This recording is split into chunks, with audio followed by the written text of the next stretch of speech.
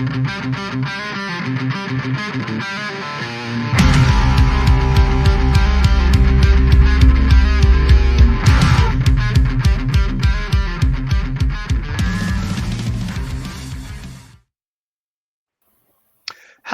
and welcome back to the British and Irish Eagles podcast. And we have a full house of hosts here today with Tony the Beard Burton back in the hot seat and Phil Mount Stevens as the Eagles go 4-2, limping into a mini bye week in what is, without question, the worst performance of the Philadelphia Eagles since before the bye last year. We got a lot to get into today. It's less so going to be a recap of the game and more so, well, partly because that's just depressing, and more so a review of the season so far, where we are at. We're going to look at 5 key topics. We're going to look at the offense and what's going on there. We're going to look at the defense. We're going to look at what needs to be changed as a whole. We're going to revisit our predictions for the season based off the current forward 2 record and the current form of the Eagles. And then we're going to have our 0.5, our Loch Lomond reasons to be positive, reasons to crack open that beautiful Loch Lomond whiskey. And a bit of a nod to the Ringer podcast here, a one-off special. They have a little game they play called Fart or Shart, um, which Phil has asked us to play today. So thanks for the idea, Shield and Co. Basically, it's a how are we describing this, Phil? Is it a fart? Is it something that's unpleasant but that will pass as quickly as it came? Or is it a shart, something more serious, and it calls for alarm and a set of new underwear? Hilarious. It'd be interesting to see what farts and what sharts come out from all of our mouths on this podcast today. Without any further ado, welcome back to the podcast, Mr. Tony Burton. You have been sorely missed, sir. How are you? I'm very well, thanks, Liam. It has been a busy old time, which seems to be a mantra of mine. Managed to sneak in a wee trip to the US, and amongst all the bedlam that is work and opening distilleries and things like that just recently. And may I add, I managed to bring home in my hand luggage 2 W's, having witnessed the second half comeback against the Rams. And the first half demolition of the Bucks. So in the 2 games that I saw, I managed to see 2 decent halves of football and 2 terrible halves of football. But I guess that's the reason that we're getting into the pod this afternoon. It's fabulous to be back. Missed you guys. Looking forward to getting into it. Love it. Love it. We didn't podcast last week for a variety of reasons. Back in the chair this week. At one point this morning, someone put a meeting on my calendar, and I was touch and go where I was going to have to say, hey guys, I'm not going to be able to make it. But then I just thought to myself, I won't live it down if I miss a losing podcast after the history of missing losing podcasts. So I managed to rearrange the meeting, and I'm here. I'm here for you to have your go at today, Phil. Yeah, well, we've named this podcast episode "The Intervention." Is a bit extreme. It's just the best I could come up with to describe where we are at the moment. It feels very much like we've got to have an internal look at ourselves as an organisation, as a team, and just pick apart the things that are concerning us, the things that we want to change, and the things that maybe aren't to be worried about. As I'm sure Liam's going to be stemming the positive side to make us realise how stupid we are, as always, for freaking out after such a small sample size of poor performances. But at the same time, I'm looking forward to Tony backing me up and sort of addressing the charts as we've already mentioned, the bits that actually I think there's a little bit more to this, and I think we need to not gloss over it and just talk about it and discuss how we feel, and hopefully come out of the whole process feeling a little bit more at ease, hopefully, or at least we've processed it a bit, so we can move on with the rest of the season a bit more positively. Hopefully, No, I think that's perfectly put, and actually, this game allows for compromise, because you're not necessarily saying it's not a problem whatsoever. You're saying it is a problem, but you're hoping it's going to be fixed, or it's a problem and it needs to be fixed right away. And it's interesting because I think there might be a few farts here which could develop into sharts over over the coming weeks. It's almost like you know you've got off the bus, you've 25 minutes walked left to go to the office, you've had a little fart, everything's okay, but you're worried about another fart before you get to your office, and that could be a shart. I think I've probably got a few of those in me today. All right, without any further ado, let's get into it. It's weird not to have a good, the bad, and the damn right sexy, and I guess that's because Tony rightly said on the WhatsApp group last week there is no damn right sexy this week whatsoever. Damn right sexy might have been the game ending to put us out of our misery against the Giants. But let's just go to where we need to go to. There's no point in going to so many outliers here. Let's get straight into what is clearly the biggest problem for the Eagles. We're going to talk about the offense. We're going to talk about four parts of the offense. We're going to talk about Petula and the play calling. We're going to talk about Hurts and missed opportunities. We're going to talk about the O-line struggles. And we're going to talk about AJ Brown and the drama that he brings. And the question for all of us is it a fart or is it a shart? And Tony, having you back on the podcast, I want to go straight to you. And I'm going straight to Petula and the play calling. Um, Give us your thoughts. Is this a fart or is it a shart? I'm going to roll things up of all four of those if I'm allowed to do so, and then you guys can come back and attack me on it. Let me just get my pen and paper out so I can make some Do notes. it. So I've had this wonderful gift this morning, which is the gift of time. I've taken a wee day off my work. The girls are just away at the airport, so I've got an empty for a few days. And I thought, Phil does all of this hard work, pulling together all of our notes and things. And I thought I would take a bit more of a scientific approach to the pod today and remove some of my subjective emotions about certain people and certain individuals associated with the Eagles. So that scientific approach has taken me to three things. One is the offensive line. Another is Jalen Hurts.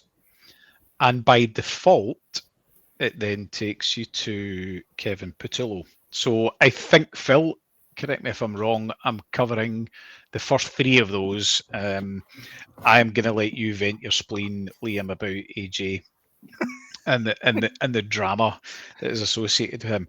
So I've spent quite a bit of time on PFF this morning, and I've had a right good look at the gradings. I've had a right good look at some of the underlying stats, and really interestingly, statistically, the O-line isn't a problem. At tackle, with Mailata and Lane, we have got two top 10 out of 75 tackles in the NFL right now. So there isn't a problem with Mailata, and there's not a problem with Lane. At guard, you're maybe beginning to see a bit of leakage. So Brett Toth, 22nd out of 79, Tyler Steen, 19 out of 79. And you guys have rightly pointed out in previous pods that Landon is purely injured, so just let him rest. Let's let Landon rest until the bye, which maybe gives you a bit of a depth problem What's there. Landon's rating though out of 79? 42nd out of 79. But it's been well versed that Landon's not having the best of seasons, and an argument that he could be carrying an injury, which is exactly the same for Cam Jurgens as well. Yeah, he's sitting at 16 of 35 centres. So we know that Cam could potentially be carrying following his surgery. We knew that Landon was as well. So that could be an element of leakage. But when Jalen's got an average of 3.12 seconds to throw the ball, then you begin to say, well, actually, he's getting time in the pocket. We know that we're leaking through the guard position, and that's why teams are getting home. So you begin to say, well, maybe the O-line isn't the problem. Is it Jalen? Well, interestingly, with Jalen, his stats are okay. He's 13th of 38.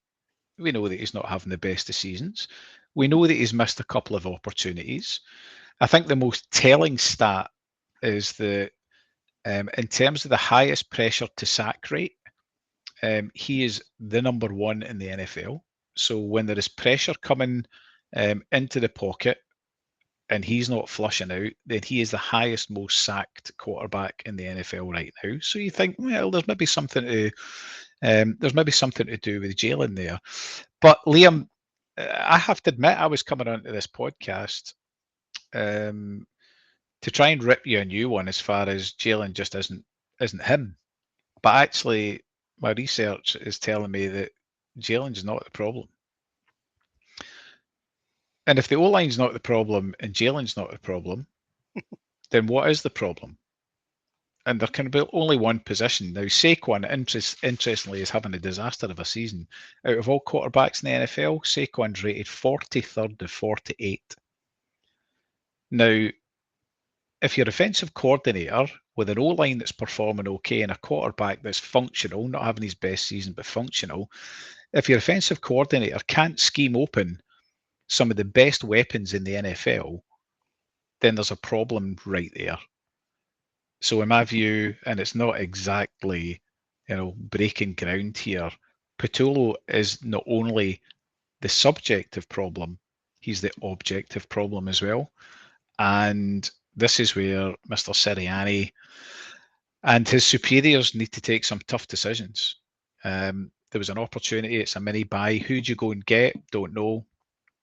But fundamentally, time's running out for Patullo. So you can take all the emotions out of it. Statistically, there is a problem with our play calling because actually, positionally, there isn't that much of an issue with the offense. Great point, and nice to have some science on the podcast, Professor Brewerton. Love that. It's interesting. I got a couple of questions, I suppose. First off, we'll say the PFF, while it is a good measuring stick, is not always 100% accurate. 100% correct. We've seen that in the past. There's just that kind of spin on it. I agree, and I'll come to what I agree. KP is the problem, and in my opinion, KP is the Shart that needs to be fixed. I've seen enough. I don't need to see anymore. I hope I'm wrong. Like when I said Fangio needs to, you know, potentially go before the bye last year when he wasn't making any changes. And the issue I think with KP, maybe I'm coming into it now, is he doesn't seem to be able to flex. He doesn't seem to be able to um, think on his feet, change tactics, change it up. It seems he just seems to be stubbornly going back to the same plays time and time again. There was an image shared by a journalist online um, yesterday, I think, and was talked about on the podcast today. And it was showing George Pickens' route tree versus Devontae Devonta Smith's. Smith's route tree, and it's mind-boggling. Like, Pickens looks like a child has scribbled on a page because he's going, everywhere, and obviously that's causing confusion and allowing him to be open. And Devontae Smith is like up and right, up and left, up and slightly left, up, like, it's not causing any confusion whatsoever. Go back. So for me, it's a no-brainer. Kevin Patullo is a Shart, and we need to go and change our underwear for the offensive play caller. I don't know when that will happen or if it will happen. I hope I'm wrong, but I think that's what needs to happen. I also concur that the O line and Jalen are farts. So they're a small blip. Smells a little bit, but we're okay, right? We haven't followed through. And the O line is down to injuries basically. Jurgens and Dickerson are both injured, and that's why they're playing the way they're playing. um, However, I would be interested to see what their grades are on the run blocking versus the pass blocking. I know you gave overall grades, and I have no doubt they're good in pass protection. Because obviously that's leading to Jalen having 3.12 seconds of time in the pocket. I'd be interested to see what their run blocking grades are given Saquon's stats and also the amount of times the Eagles are running the ball up the middle. Um, and with Jalen, I scribbled down some stats of my own this morning, um, anticipating the Jalen barrage to come my way. And Hurts has more passing completion percentages than the following quarterbacks: Baker Mayfield, Herbert, Trevor Lawrence, Stafford, and Patrick Mahomes. He's a better passing percentage than what I think most people would say. Five quarterbacks who are playing a lot better than Jalen are this year. Doesn't have as many yards, but he has but he can only throw what he's being asked to throw, right? So his completion percentage is higher than all of those. There's only one quarterback in the league who has a better touchdown to interception ratio than Jalen Hurts, and that's Baker Mayfield. Jalen Hurts stands alone in second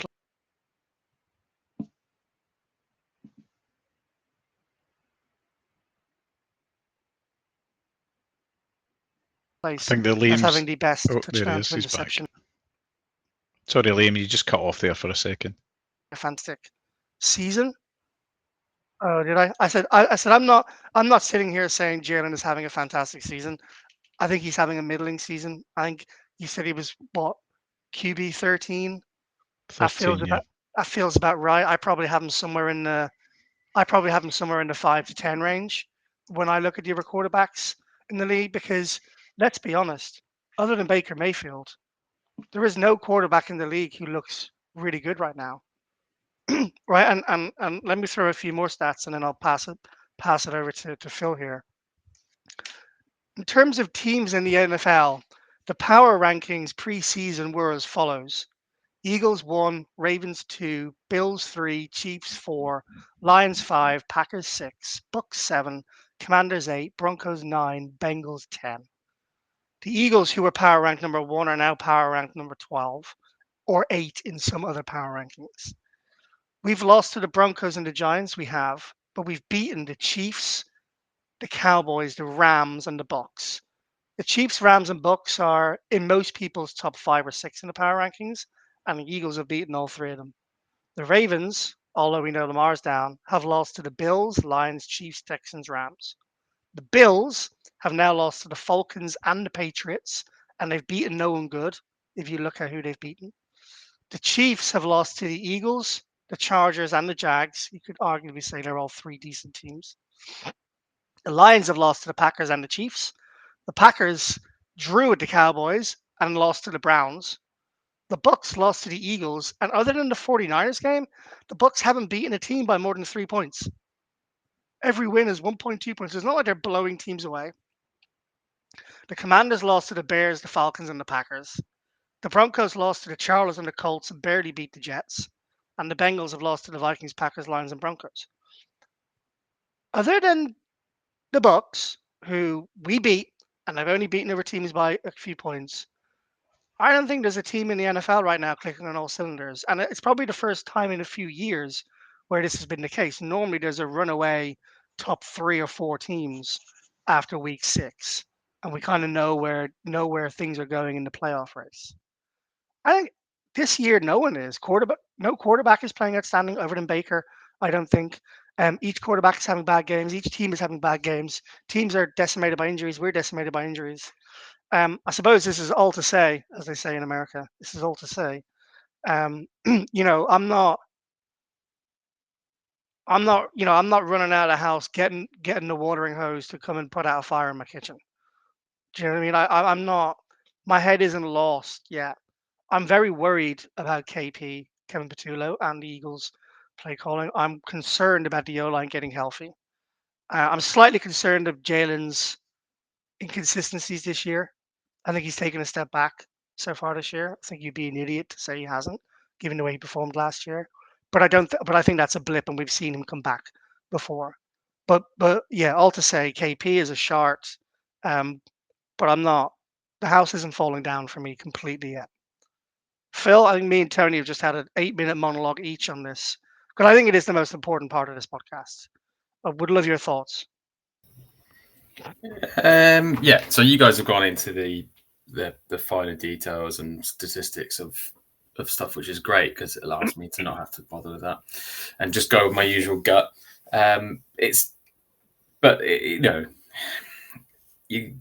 We're going to cover the subject as a whole. So the offense as a whole is going to be whether it's a far shot. Is the offense a far? Is it a shot collectively as one entity? After I finish my little bit, because we individually, clearly the O-line isn't isn't a real serious concern. There's explanations for it, and they're doing a bang up job considering. Same with Hurts, and even if you want to look at the AJ drama, which is still rumbling on, and maybe on itself is probably become more of a Shart than a Vart, because I feel like there's some residual issues that may or may not get resolved. Like, this is not like a simply not getting enough targets, not being a star player each week. Clearly there's something that's not right there, and I'm becoming more and more accustomed to the fact that this may well be his last season with us, but just as equally, we know how he comes out and says everything's cool, comes out, puts up 100 yards the following week, and everything's back to hunky-dory again. So it's just so difficult to pin it. But collectively, hang your hat on it is, right? It's hard to like hang your hat on an opinion with AJ because it's so sporadic. You can flip-flop from one week to the next, one incident to the next. There's no secret his love for the Patriots, and I think it feels like it's inevitable. It feels to me a little bit like Ronaldo going to Real Madrid 20 odd years ago. It's like it went on for about 3 years before he eventually went there. We managed to keep hold of him for as long as possible and get a Champions League out of it. But you think he's seeing the Drake May performance? And by the way, quarterbacks who are having that's definitely going to not help the situation, right? Like there's some I talked about no real quarterback being outstanding this year other than Baker. There's a lot of quarterbacks who were poor in previous years who have taken a step up this year. And Drake May is certainly one of them. You think that is having a factor in AJ's?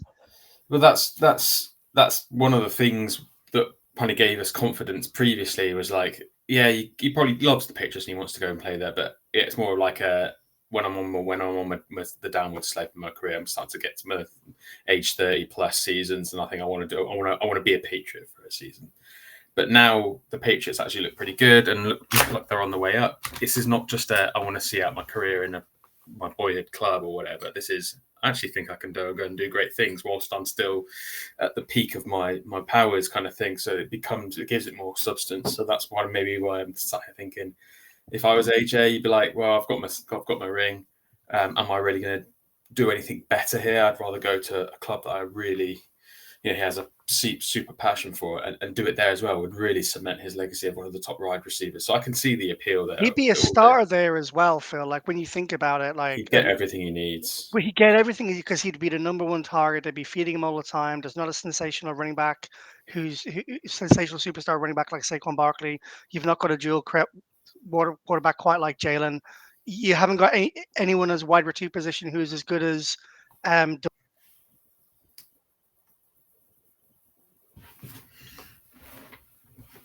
He's gone again. Devontae Smith. You haven't got a tight end who was as good as Dallas Goedert. Out again. Yeah, just missed that last little bit. Yeah, I basically said like there's no Saquon, there's no Devontae, there's no Goddard, there's no Jalen. He'd get the crown jewels if he went to the Patriots. He'd get everything he needs. Anyway, go ahead.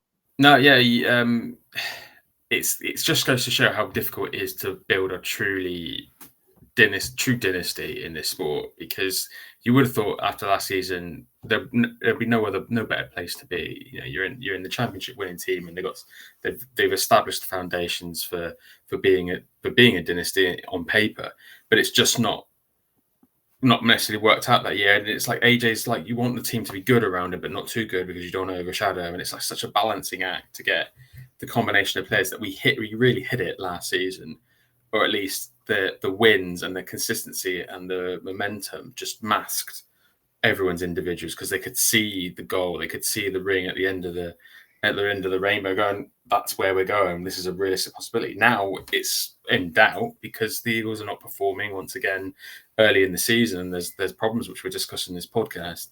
Players like that are kind of going, well, if we're not going to win a Super Bowl, I want to get my MVP level stats this season. It becomes a bit more about the individual and less about the team, and that's the problem that they have at the moment. And it just, the whole going back to like the overall thing, like the overall offense, like yes, it's primarily Kevin Patullo, but it's not. It's Patullo and Hurts missed opportunities. It's Patullo and Hurts and the missed opportunities and the O-line, and it's Patullo and all of it, and AJ. It's all of it in together, which gives me the greatest concern and the fear of it being a shot. And it's not putting, the bits that we've clearly said, yes, the O-line, it's injuries, but they're not factors that you can kind of go, right, that's fine, and move that out. move that out of your inbox. That's not part of this conversation. Everything is part of the conversation. Patullo is the lightning rod in this situation, because without good play calling and good plans during these games, because you often forget how much teams will change from week to week. I often forget. I feel like we've got, by default, the Philadelphia Eagles are an amazing team. Therefore, they're going to go and steamroll teams each week. But they still need to go out and plan. Different teams operate in different ways, and you need to game plan for that. And that's where the issue lies for me, is that Patullo is out of his depth in game planning for the teams that he's going to be facing, because teams are either adjusting or and that's been the reason for the second half struggles. But the game, such as the Rams with the first half struggles, it's like, why is there such a significant shift? And it's just because the planning, the preparation for the games is not good enough. And it's given me great cause for concern, because I don't feel that confidence going into anyone. You put anyone, we're going to play the Vikings this weekend, and theoretically we will be favourites, and we should still convincingly beat them. But I just don't feel that. I just don't, in my gut, I don't have that confidence. And if they somehow pull out a performance that dominates and resolves every kind of concern that the three of us have here today, it's going to raise even more concerns, because it's going to be like, well, why have they taken so long to get to this point? Why have they not been able to adjust up until this point? It's just, I think teams do take a while to find an identity. Sirianni's said that every year, that their identity is different every year, and it's pretty clear they haven't found their identity. You talk about him not being good at game planning. It's pretty easy for defensive coordinators to game plan against Kevin Patullo right now, Tony, because it's run the ball up the middle or throw the go ball to AJ Brown. That's pretty much it. Feel like we should move on to the defense, but before we do, I think I mentioned the other week I was getting frustrated about AJ Brown. I know you just spoke about him, Phil. I'm a team player kind of guy. I'm not I don't want a one-man band. I don't need a wide receiver to have 2,000 yards and be the pinnacle of the team. I'd rather win collectively. The Eagles didn't win the Super Bowl just because of Saquon Barkley. They won it because of the O-line. They won it because of Hurts. They won it because of AJ. They won it because of the defense. And right now, for me, AJ is just causing far more issues than problems he's solving, because he's causing a lot of the drama. If it wasn't for Kevin Patullo's play calling, it would be even louder about AJ right now. And for me, like, or maybe it would be non-existent. So, as in, if Kevin Patullo was playing well, it would be non-existent. Correct. No noise by AJ. Well, AJ came out and said he thinks Kevin Patullo is doing a good job. So Yeah, but he I don't think also came out and said that he didn't have a conversation with Saquon and Jalen. he said they were walking to the car, and Yeah. that's when the conversation had. He said I didn't want to say we had a sit down conversation, because he didn't want to give off the impression that there was something was seriously wrong. But they were talking on the way to the car. There's just too much me about it. Like, you have to be cryptic. Why does he have to say the things he says and then come out and apologize the following week every single time it doesn't go his way? Right? It's not the AJ way. It should be the Philadelphia Eagles way. And every time it doesn't go AJ's way, he cries and moans about it like a baby. I'm very, very thankful for what AJ Brown has done for this organization, but my patience is wearing thin with his antics right now. And I think I said on the last podcast, it's not like he's trailblazing every time he's targeted. He's dropped multiple catches this year. Some were overthrown, sure, but he's had some drops. He's not playing like a top 5 wide receiver either, and he certainly shouldn't be going on the way he's going on about it. I hope again. I hope I'm wrong. I hope AJ turns it around like he usually does and has a great season, etc. And he continues into next. But I'm with Phil. I can't right now. I don't. I really struggle to see a scenario where AJ Brown is on the team next year. I think it will be tough for them to trade him in the season this season. But I really struggle to see him on the team in 2026, 2027 season. I don't disagree with that. If they can get an out as far as a trade is concerned and get some value for them, but I think the AJ situation is just symptomatic of frustration that is emanating through the locker room, and I think when you go to root cause problem solving, the root cause is right at the heart of that offense, and that's the guy that's leading the function, that is calling the plays, that is the figurehead for that side of the ball. And we've all had line managers or bosses who we've thought are a dick, and we've all dealt with it in different ways. And you have different members of the team, some who will withdraw into the background and pretend it doesn't exist and hope it goes away. You'll have others who, will swell over a period of time and come together as a team and do something about it. And there's always an outlier, and it's typically, in the NFL, it's your superstar that's the outlier who's, a bit less rational than the rest of the team, a bit more vocal, and I think that's just where AJ is just now. Um, when you have the talent that he has that has been wasted. I think his beef with Jalen, pure speculation, right? I think his beef with Jalen comes from the second half of the Rams game, where I think Jalen was calling a number of audibles at the line of scrimmage in the second half and targeting Jalen, targeting AJ off his own bat. And you saw what AJ did in that second half, and things all fell apart at halftime in the Bucks game when AJ had hardly been targeted in the first half of that Bucks game, and I think the wheels came off for that offense at halftime in that Bucks game, and they've simply been a disaster ever since. And I think it's emanating from Patullo. So I think AJ is a fart. I think the O line's a fart.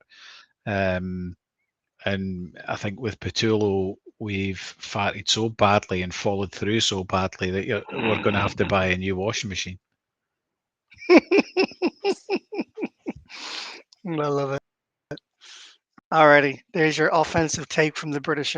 Let's move to the defensive side of the ball. We got four things to discuss here: fallible Fangio, poor signings, depth concerns, and general defensive problems. These are more musings and suggestions rather than our opinions. Um, I'll take a swing here. For me, it's a fart in the main.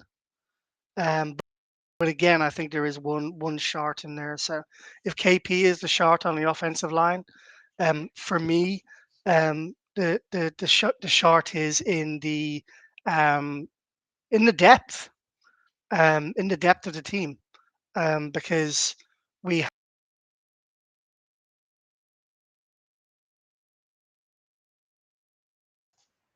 have, other than, again, I don't know what's going on with You my did. internet here. Can you hear me, guys? Um, okay, so for me, it's the depth that we should have we should have rectified the cornerback two position. We did not have a strong enough cornerback two coming into the season, and Adoree Jackson, Keely Ringo clearly are not capable of performing that cornerback two position. So that needs to be rectified right now. That's a short. Teams are just targeting cornerback two, and that's pulling linebackers and safeties into help, which is freeing up over players. Right now, we cannot carry, you can't carry a player in the NFL. The league is too hard. Offensive minds in the main are too smart, right? They will target your weakness. You cannot carry a player in the NFL. And right now, the Eagles are carrying two positions really with the um, retirement announcement of Smith the other day. They are very weak at defensive edge, and they need to make a splash. Ideally, they make a splash this week before the Vikings, because otherwise the pressure could be non-existent. And in my opinion, they need to figure out the cornerback two position. Whether that's putting someone else in nickel and moving Cooper to the outside, or signing someone. Right now, both of those two positions need shoring up. Without it, the Eagles will not make a deep playoff run this year, because this team is, as much as it pains me to say, heavily reliant on their defense to win games. And we saw that last year in the playoff run and in the Super Bowl. Both sides, all phases of the games were working in the Super Bowl, but we wouldn't have got to that Super Bowl without the defense. We wouldn't have beat the Rams in the playoffs without that defense. And right now, where in the past that defense has been able to eke out the close games, eke out those little wins. You can make an argument that they did that for the first 4 games of the year. Um, they're not doing it right now because there's too many holes, and there's holes. And Tony, I'll pass it over to you as well because I know you have some thoughts about how the safety position has been performing this year. But for me, right now, I'm calling it a fart because I believe in Fangio, um, and I believe that Howie will do something to shore up those positions. And I think once those signings come in, I think the Eagles defense will be absolutely fine. But if they don't fill those positions and they can't get a blue chip player in on the edge position and a serviceable, doesn't need to be a blue chip player quarterback two, a serviceable cornerback two who isn't going to blow up every game. If they don't happen, it's a Shart. But for me right now, it's a fart. But Tony, I'll pass it over to you. I think you're right in what you're saying, Liam, in that depth is a huge challenge.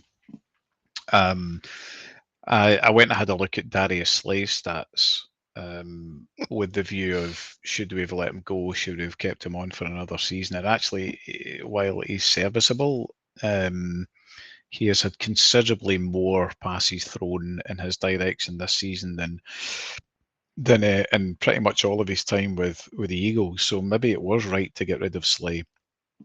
But was it right? Did Howie take the right decision not to fill the gap or to trust what he already had in the building? Isaiah Rogers. Isaiah Rogers is Is where I'll go, Tony. he is setting it on fire this season? Is Isaiah Rogers.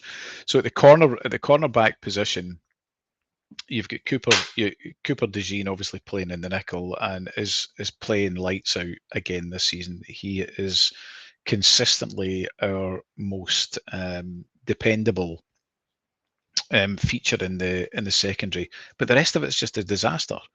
So you've got Quinion, who has he been carrying an injury? Has he not?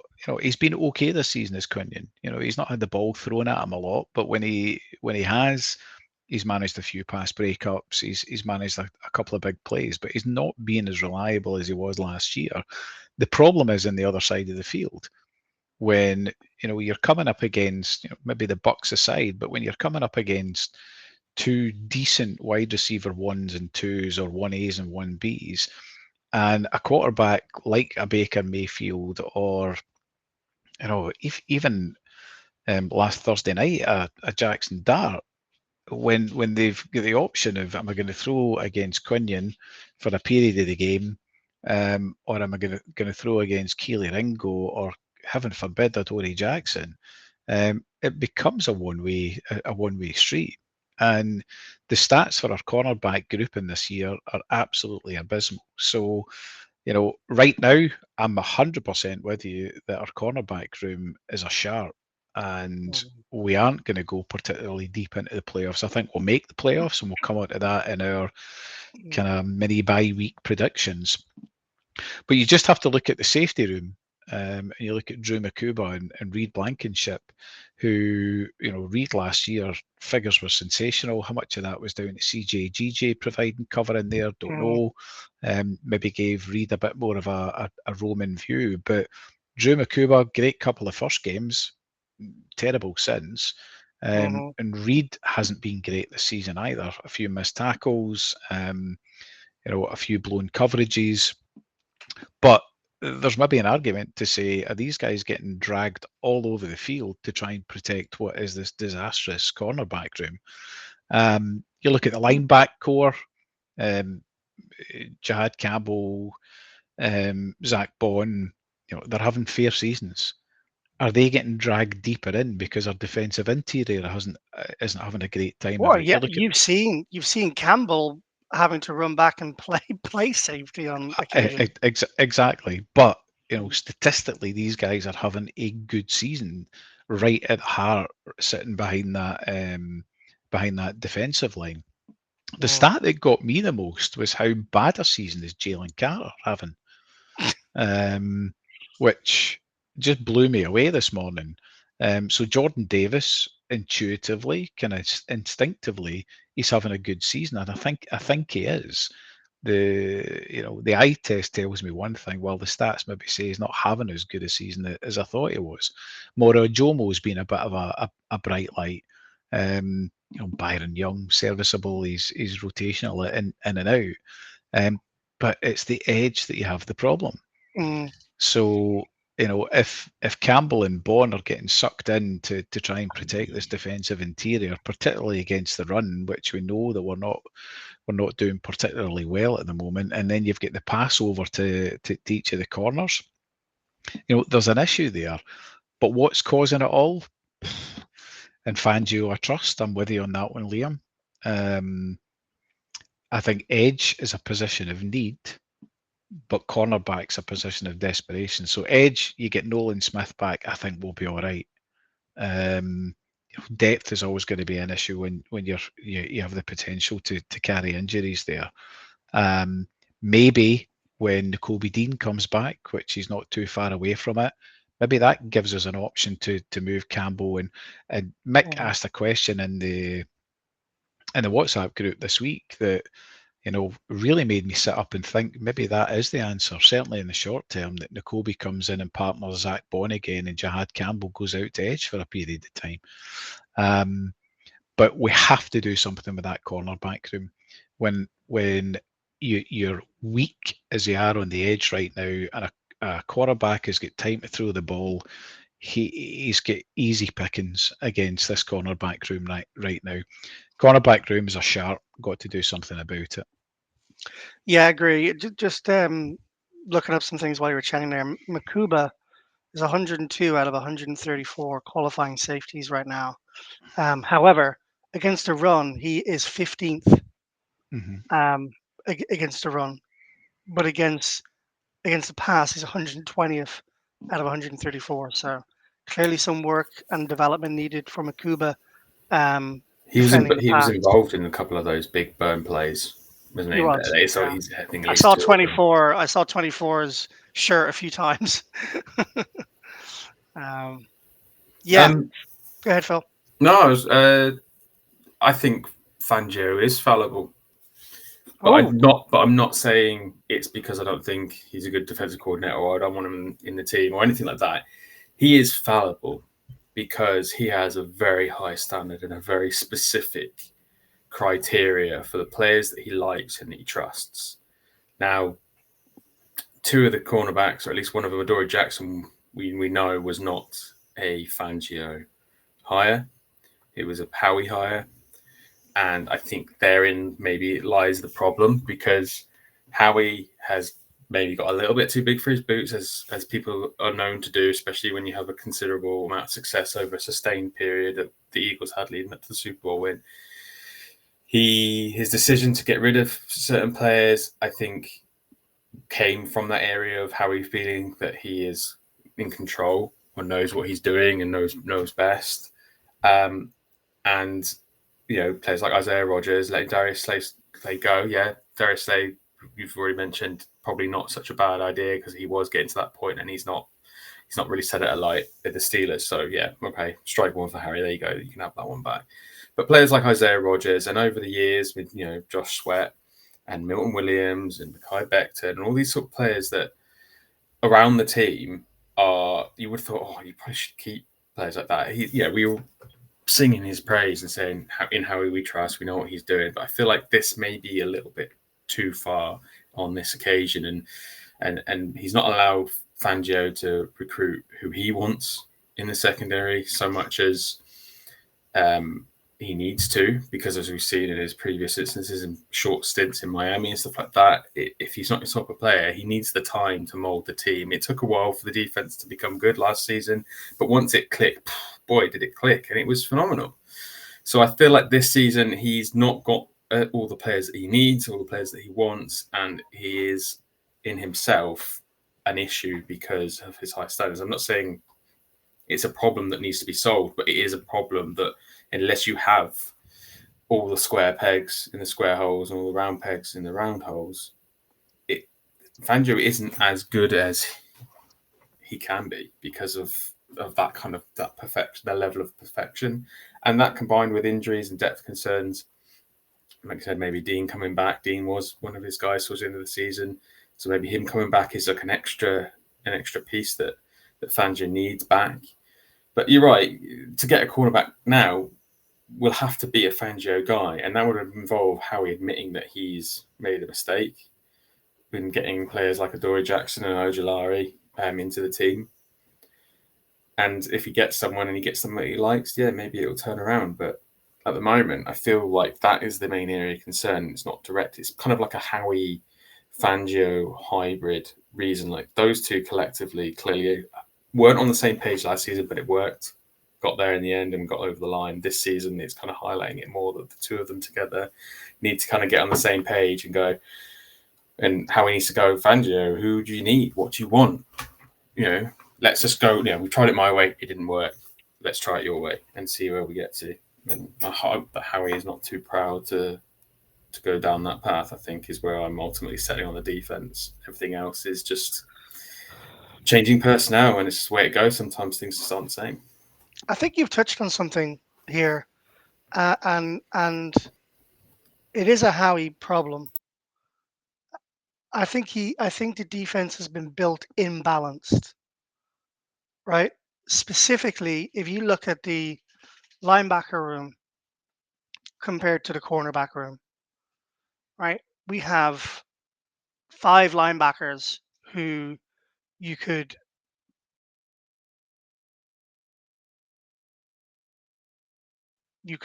say could all start. You got Nakobe Dean, Carter Jr., and you got Smell Mondon Jr. as well. At least 4 of those 5 could be starting at all times. We didn't even have 3 starting cornerbacks really to start the season, and you need to play 3 starting quarterbacks in your team, most of the time. So for me, it's an imbalanced team right now.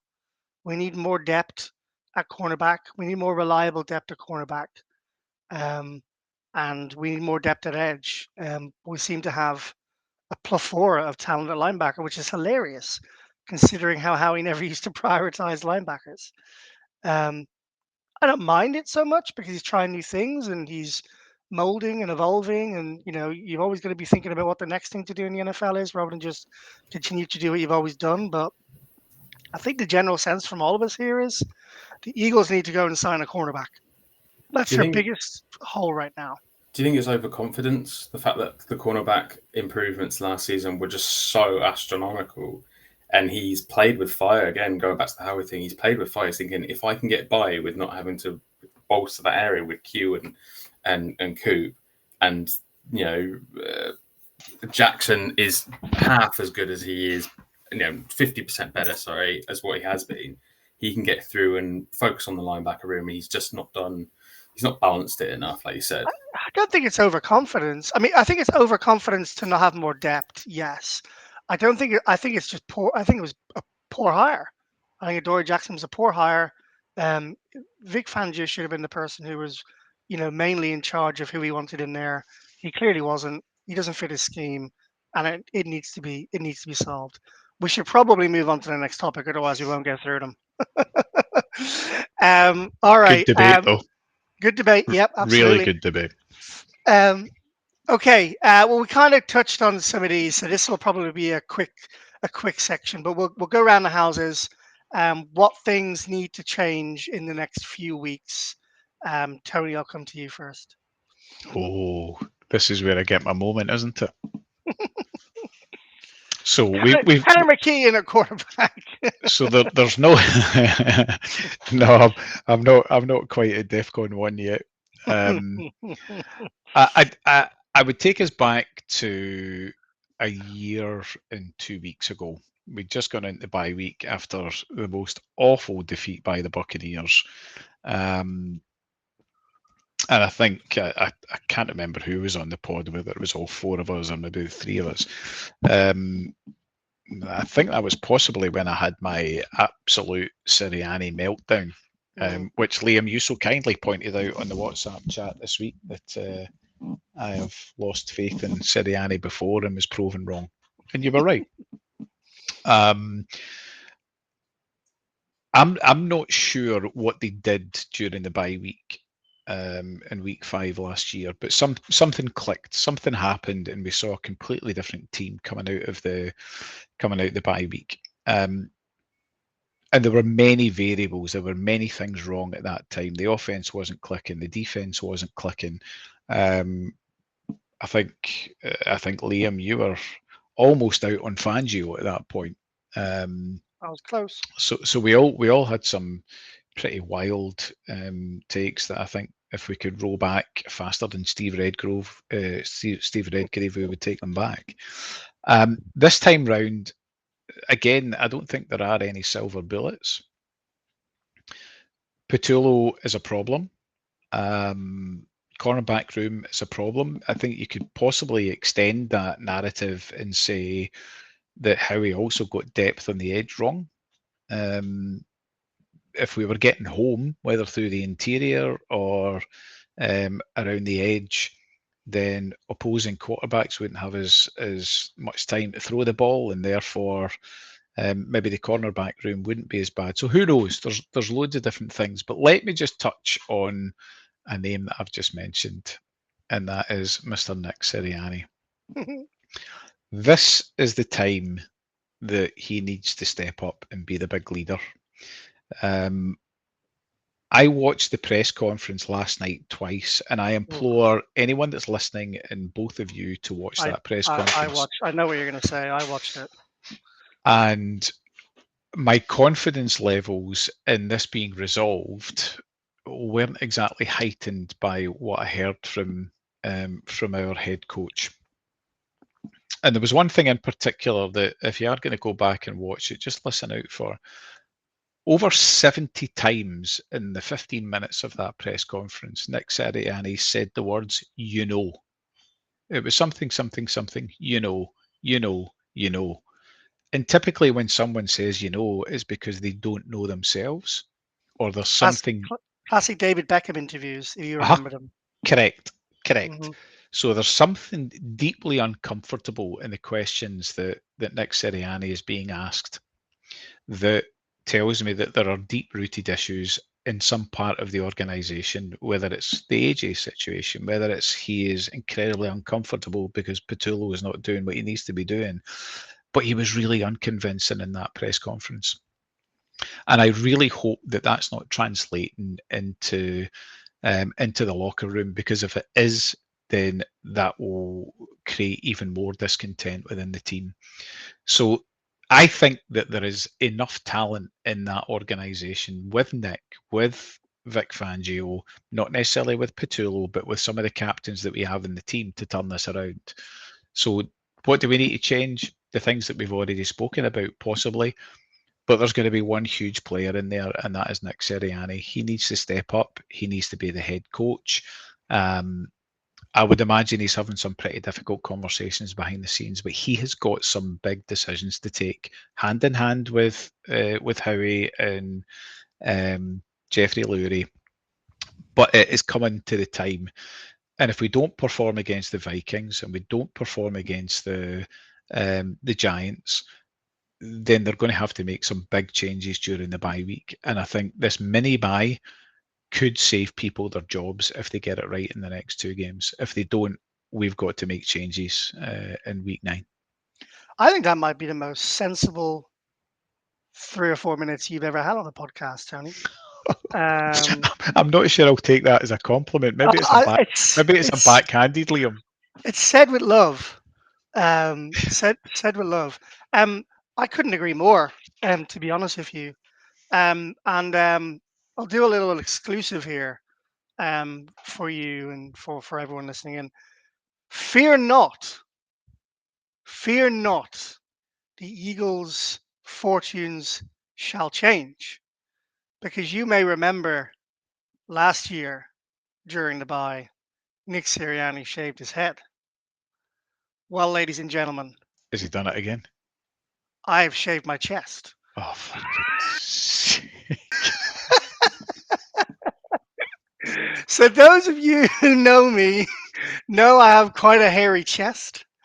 And You can put it away now. 40 Eagles, 40 Eagles, and to my wife's dismay, I have taken one for the team, and I've shaved my chest as a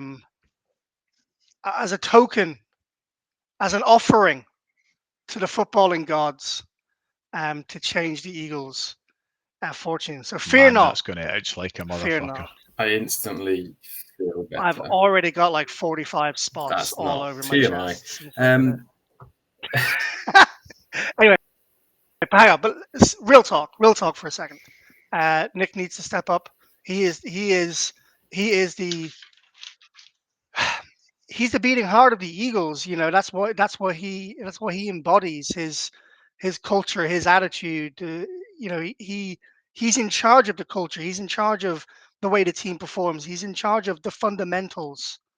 He's in charge of the fundamentals, and the fundamentals haven't been there. You know, we had some dodgy play calls, sure, but we've also committed loads of penalties, and he's responsible for that. I also watched part of the conference last night, and also didn't like what I saw from Nick. He looked a little bit like a deer in headlights answering some of the questions, and it looked like he didn't believe in what he's saying. However, I will caveat that with Nick is a sponge for criticism. You know, he's an umbrella for the team. You know, he takes criticism from everyone. He puts it on. Don't have to worry about it. I so while I wasn't very impressed with Nick Sirianni's press conference last night, I do believe the reason is deflection. And whenever Sirianni has made changes, whenever he's made changes to Sean Desai, you know, the week before he made that change, he was still out there backing him in public. So whatever decisions are going to be made by Sirianni in the next few weeks will be dependent, Tony, you are right, on the performances of the next two games, because they won't make a change until the bye. I can't see them making a change until the bye. They'll try and sign a couple of players. They'll try and see if that makes a difference. They'll get a couple of guys back fit, and they'll see if the plan is going to work until the bye. If it's not worked by the bye, Sirianni must, and Harry Roseman must make a change at offensive coordinator. If they don't, make that change, and if Sirianni is too proud to make that change, then we're in serious trouble. Sirianni could put himself on the hot seat a year after winning the Super Bowl, because he is not an offensive head coach where he calls the plays. He's not a defensive head coach where he calls the plays. He's a manager of the team. He is a leader of the team, and leaders need to make tough decisions for the betterment of the entire team. So he will have to make that tough decision, and if he shirks that responsibility, then all of that good faith that he has in the bank will slowly, probably quickly, in the Philadelphia media diminish. Um, just to wrap that all up, what needs to change in the next couple of weeks? Sirianni doesn't need to shave his head because I've shaved my chest. We need to sign a cornerback. We need to sign an edge player, and this offense needs to start clicking. Petula needs to stop being stubborn. He needs to make some tweaks, and if he doesn't, then the big change we need to make is our offensive coordinator at the bye if nothing's changed by then. So pretty much completely agree with you, Tony. Which is a shock for, I think, most people listening into this podcast. Well, that's it. Season's over. You two would agree. I think, if you go back to last season, the changes that were made during the bye, one of them that we were given privy information to was that Jalen was struggling with Kellen Moore's offense. Correct. Kellen Moore is a very creative and very complicated offensive play caller, and I think that was what caused the issues last season. It kind of would indicate that maybe this season it's the extreme opposite.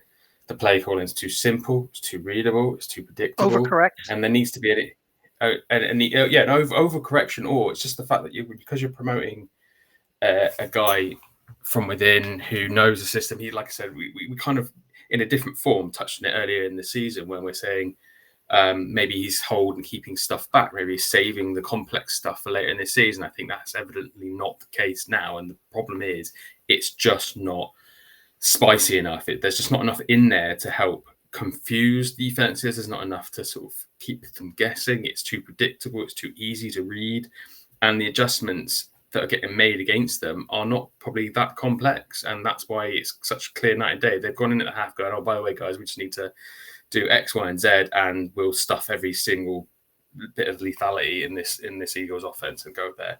So things that I'm looking for to change, they need to work on the playbook. They need to work on getting some bigger balls. They need to involve the players more, because I think Jalen's been taking it upon himself to inject that spice into it, which is probably where we've seen rare glimpses and halves to the contrary, where Jalen's going, for the love of God, can we call this kind of play? And he's just taken it upon himself, audible, and it's worked sometimes, and it's not worked other times, which speaks to the disconnect between the offensive play calling, and Nick Sirianni as a whole. So that's what with Rodgers for years at the Packers.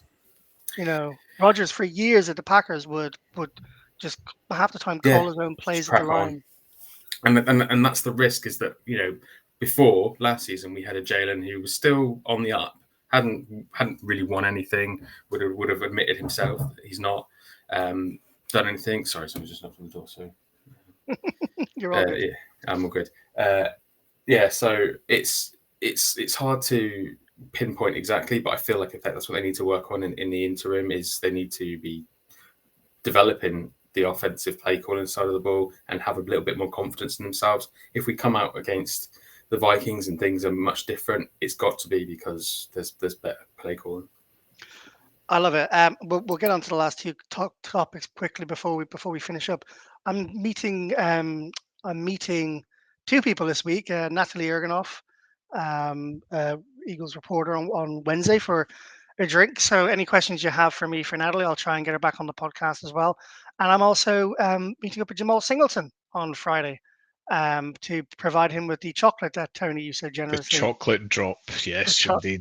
The chocolate drop is on Friday. So have you any questions for me for Jamal on Friday, Tony? Yes. The key question, Liam, is can he do an inventory of the chocolate that I brought over, because I still have the receipt, so I know exactly what was dropped to your house, and I fear that Jamal will be shortchanged by an intervention caused by you and Katie for some of the chocolate that no doubt you'll so desperately miss from home.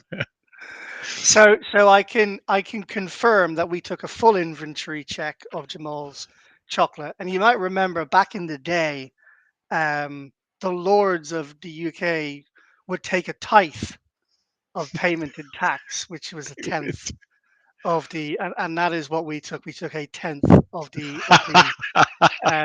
So that's the Trump tariff. That's the Trump tariff. It's just 10%. Just 10%. I can't remember what it was we took. I think it was.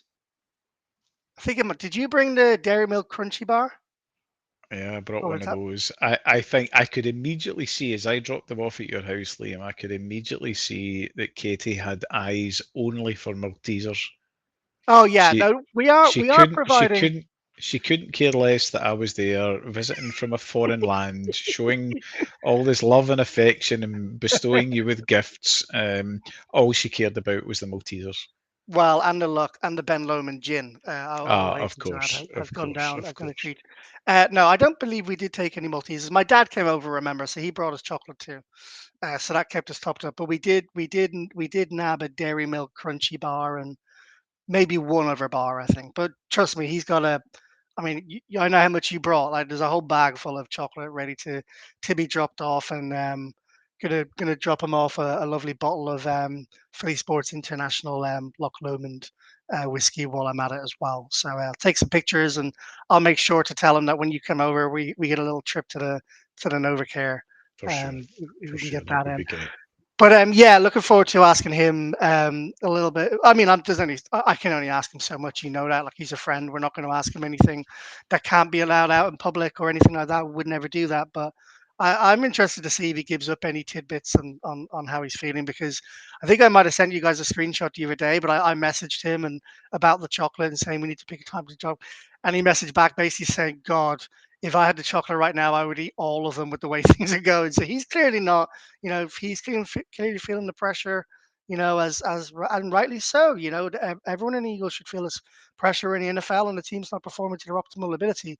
All right, so before we finish up, we're going to do our revised season record and an outside of the box prediction, and then we're going to do our Loch Lomond reasons to be positive. So, um, Phil, over to you. Revised season record and out of the box prediction.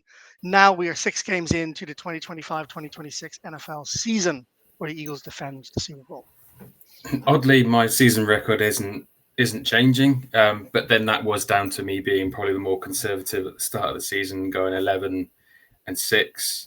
I think I went at the start of the season, which I got kind of a little bit like, oh, I'm not very confident in the Eagles. I just looked at the schedule, and it's not the same reasons, but it feels very much like if I look at the Eagles saying they're gonna lose another 4 games this season, I feel like unless things improve, the next sort of four or 5 games are going to be difficult not to sort of drop 1 or 2 of them, which is going to keep the tally tight. I mean, we got a tough schedule here, Phil. Let me just roll through some of these, and you can give me win loss based on what I say. Vikings win. Giants win.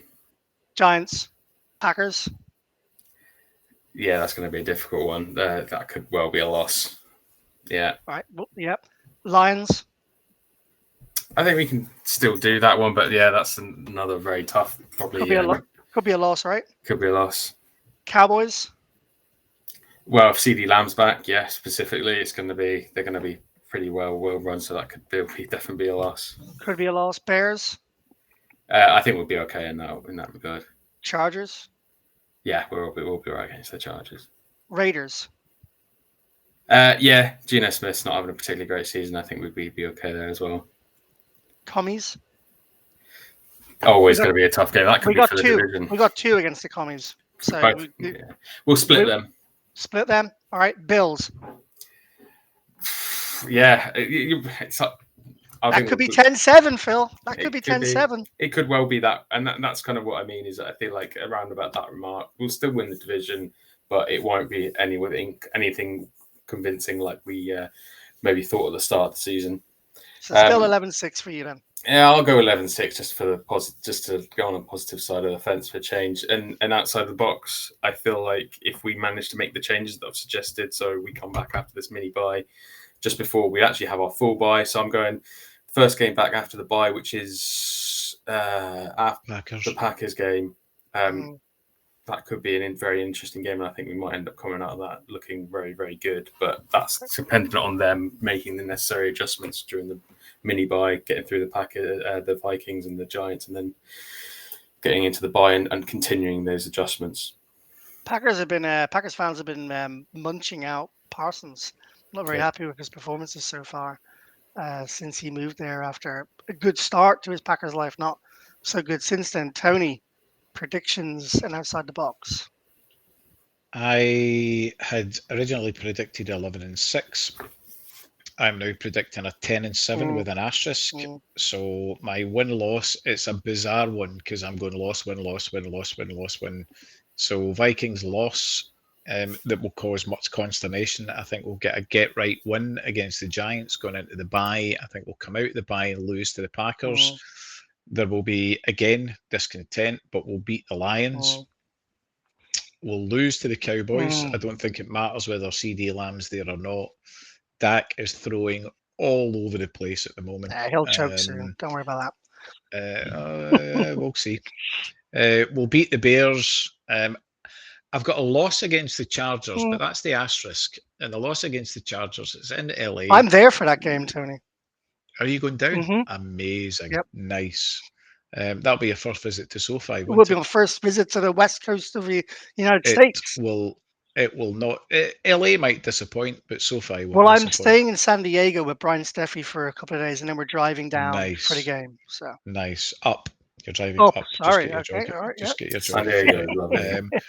That is a wonderful drive right up that Pacific. I've heard. Up that Pacific coast. It's a great drive. One of the best things that I've ever done is going from San Diego to LA. Wow. And the other best thing I've done is getting the flight from LA out to Philadelphia. So that Chargers game is a loss in my win-loss column, but it's with an asterisk, and that is if the Chargers get right in the trenches, they are so badly beaten up just now. Mm. And if they get some of their injury worries turned Well, around, they they've need got Omar 7 or 8 Hampton weeks. back as well. He was my They do. shout for Rookie of the Year this year. Yep, correct. Yeah. So I've got that as a loss, but only if they've got their trenches sorted out. Raiders win. I think we sweep the commies this year, Mm. and I think we lose to the Bills. So if we do lose to the Chargers, we're 10-7. If we don't, we're 11-6. My out the box is, and it pains me to say it, given I've got so many friends who are Bucks fans, but I think the Bucks are cooking. And your observation earlier on that really there is only one quarterback that is cooking at the moment. And if you look at the injuries that they've got, Oh, God. I mean, it's in only going terms to of get better. I'd argue he's baking, Mike Evans, not cooking. Bucky Irving. Yeah. Sorry, Phil, what did you I say? said I'd argue he's baking, not cooking. But Very good. Yeah. Mike Evans, Chris Godwin, my, Bucky Irving, all to come back. all to come back. They've got a bit of help to come back on their lines as well. Mm. So they could be a formidable force. So my out the box is Tampa Bay will be the number 1 seed this year. Yeah, I mean, yeah, you wouldn't have thought that coming into the season. I think Tampa Bay are the favorites to win the Super Bowl right now, based on the way they're performing. They're definitely the number 1 power ranked team in the NFL. But the Eagles beat them, so it just shows you're never far away with the Eagles from being really, really competitive. My outside of the box is also my record, so I think the Eagles are going to go 13-4. Which means I think they're only going to lose 2 games between now and the end of the season, because I think they're going to get it right. I think they've got too much talent on this team not to get it right. I think they're going to make changes if necessary by bringing in players to fill the gaps on the defense. I think the offensive line are going to get healthy, and Saquon's going to start getting the run game going more. I think Petula will either change, adapt, or be sacked. All of the above would lead to better outcomes than what we're currently experiencing at the moment. And the 2 games I see us losing this year, I see us losing to the Lions at home, unfortunately, because we're all going to be there. And I see us losing one of the games to the Commanders. I see us beating the Bills. I think their defense is poor, and I think if your run game is clicking by that time, it will be for the Eagles. I think we'll run all over them. Josh Allen, I just he's all the talent in the world, but he's not consistent enough. Liam, let's not talk too much about Josh Allen just now. Phil could go into a frenzy given the chop league this week. Given the what? What was that? Sorry. The chop league. I got guillotined because of Josh Allen's incompetence. But no, that's actually my own incompetence as well. But it was all rested on him just having a decent performance, and I love a guillotine league as well. That is so depressing. You had the chance to be part of it, Liam. You were too high and mighty. You were living your. I'm sorry. It's the first time I've ever played a chop league before. Didn't even know it existed after all of these years. And Phil, just to sidebar, what an incredible job you're doing with all of these fantasy football leagues this year. And I'm so sorry you get chopped from that, but it's my favourite format. It's great format. I benched Goddard. That was my incompetence. Oh yeah, that was a painful one. So my outside the box prediction is the Eagles only lose 2 more games between the end of the year. We go 13-4, and we're either the number 1 or 2 seed, depending on how things play out with other teams. I just don't think the NFL is, other than the Bucks. I've said it earlier, and we've beaten them. I don't think there's a team in the end. Like, no one's playing well. No one is screaming, "We're going to be Super Bowl champions." Other than perhaps the Bucks. And I think the Eagles still have the best roster in the NFL. I think, especially if they make a couple of those changes. And as I said, I think Petula will either get better or get out. And that's both of those scenarios are only better for the Eagles. I don't think it can get worse. With the team we have, with the talent we have, it can't get any worse than it was against the Giants, he says, touching wood. Things can only get better. So for me, that's my outside the box prediction, is my 13-4 record for the Birds. Okay, finishing it up then. Loch Lomond, our premier sponsor alongside Passion Avenue. If you haven't seen already, there are fantastic Philly Sports International Loch Lomond 12-year-old whiskies. available to buy on the Loch Lomond website. You get a discount as a PSI member for your purchase. It's gone up from a 10-year-old to a 12-year-old, and I have to say, I have been enjoying a little tipple here in the US as the evenings get a little cooler and you need to warm the cockles with a little bit of Loch Lomond whiskey. So, with that in mind, what are your Loch Lomond reasons to be positive, Phil Mount Stevens? Trade deadline. Yeah, It's seriously, yeah, it's the fact that there's a trade deadline coming up. I can't see how we're not being proactive in some regard. We've also got the buy around the same sort of time, so there's a huge transitional period coming up. And if Howie can acknowledge and recognise his potential mistakes or overconfidence and address that for the trade deadline, he seems to have been freely giving up picks for subpar players. So hopefully he's not going to be trying to keep any more in his back pocket. He's going to spend some more of them to go out and get a decent player. I don't know who that is, but he needs to make a splash. And the buy can't come soon enough. Kind of not really positive, but it is a reason to be positive. it's hope, Phil, is what it is, and hope is a good thing to have. Tony? I'm just going to echo something that you've just said, Liam, because effectively you've just done your Loch Lomond positive narrative in your last statement. We are just too good, and that's not arrogance, it's fact. We are just too good to be this bad. I don't think there's many pieces that we need in order to get right. I think the mini buys come at a perfect time for us. People will earn their corn in the 10 days between the Giants game and the Vikings game. And when you have the weapons that we have, when you have the talent that we have, it's just going to take that extra bit of fight. I think the most dismaying thing that I've seen was just the seeming lack of fight in some of the team members. We're going to get it right over the course of these 10 days. We're going to go into Minnesota, and I'm hoping that the loss that I've chalked into the column turns into a win. If it does, I can see us quickly turning the corner. And with the additions that Phil's talking about, it wouldn't be like Howie really to go out and make a splash mid-season. Certainly not a trade. We brought in the likes of Ndama Kung Su and a couple of others. Howie's track record of mid-season trades isn't great. No, it's not. However, his track record of drafting has been very good. His track record of free agents has been very good. He's not quite got them right this season.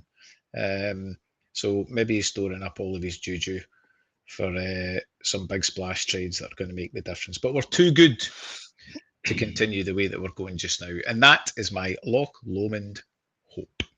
Yeah, and I'm not gonna overcomplicate it. I think I've already given mine as well. I think the Eagles are going to be better. I think the O line is going to get healthier. I think Kevin Matula will either shore up or shore off, and both are good signs for the Eagles. I think they're going to be better.